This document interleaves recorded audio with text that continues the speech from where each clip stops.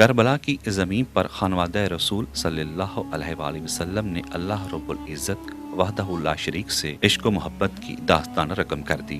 عشق و محبت کے سمندر میں خون کا ایسا غوطہ لگایا کہ قیامت کی صبح تک حسین ابن علی علیہ السلام کا نام بلند رہے گا۔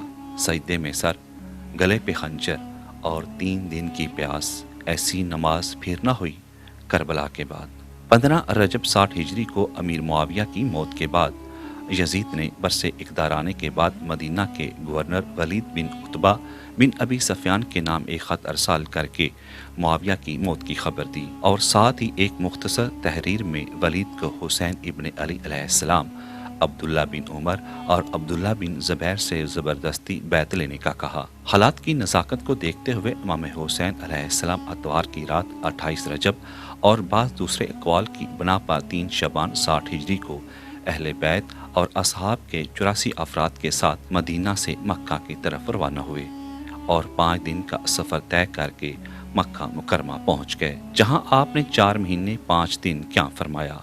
اسی دوران کوفیوں کی طرف سے آپ علیہ السلام کو کوفہ آنے کے دعوت نامے ارسال کیے گئے۔ اہل کوفہ کے دعوت ناموں کے پیش نظر آپ علیہ السلام نے 8 ذی الحجہ کو کوفہ کی جانب سفر اختیار کیا، کیونکہ اس سے قبل حضرت مسلم بن عقیل بھی حالات کا جائزہ فرمانے آپ کے حکم پر کوفہ چلے گئے تھے۔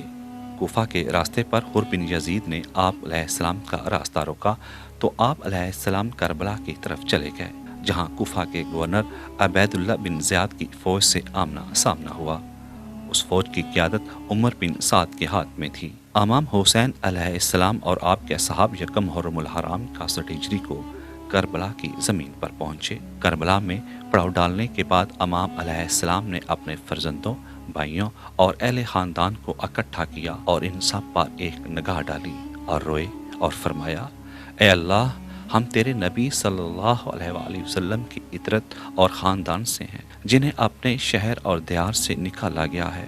اے خدایا، بنو امیہ نے ہمارے خلاف جارحیت کی، اے اللہ، پس ان سے ہمارا حق لے لے اور ظالموں کے خلاف ہماری نصرت فرما۔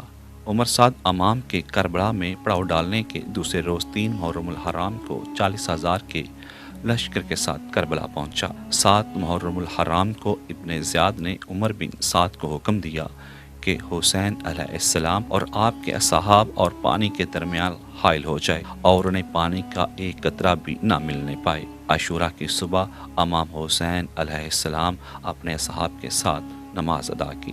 نماز کے بعد آپ علیہ السلام نے اپنے مختصر فوج 32 سوار اور 40 پیادہ کی صفوں کو منظم کیا۔ امام حسین علیہ السلام نے لشکر کے دائیں بازو کو ظہیر بن کین اور بائیں بازو کو حبیب بن مظاہر کے سپرد کیا اور پرچم بھائی ابوالفضل العباس علیہ السلام کے حوالے کیا۔ پہلے حملے میں امام حسین علیہ السلام کے 50 اصحاب شہید ہو گئے۔ اس کے بعد انفرادی طور پر تن بتن لڑائی شروع ہوئی۔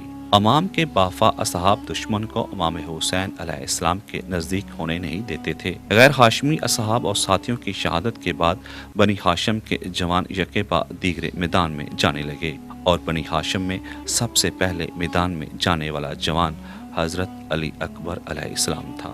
ابوالفضل العباس علیہ السلام جو لشکر کے علمبردار اور خیموں کے محافظ تھے، نہر فرات سے خیمہ گاہ حسینی میں پانی لاتے ہوئے دشمن کے ہاتھوں شہید ہوئے۔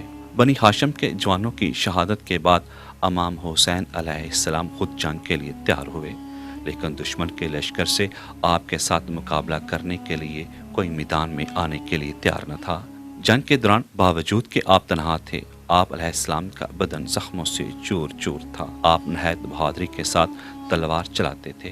امام حسین علیہ السلام نے دین اسلام کی بقا کی خاطر میدان کربلا میں عظیم قربانی دے کر ہمیشہ ہمیشہ کے لیے کلمہ توحید کے پرچم کو سر بلند کر دیا اور اپنے نانا کے دین اسلام کو بچاتے ہوئے، حق اور سچ کا ساتھ دیتے ہوئے، کلام اللہ پڑھتے ہوئے اپنی جان اللہ کے حضور پیش کر دی۔ افضل ہے کل جہاں سے گھرانہ حسین کا، نبیوں کا تاجدار ہے نانا حسین کا۔ ایک پل کی تھی بس حکومت یزید کی، صدیاں حسین کی ہیں، زمانہ حسین علیہ السلام کا ہے۔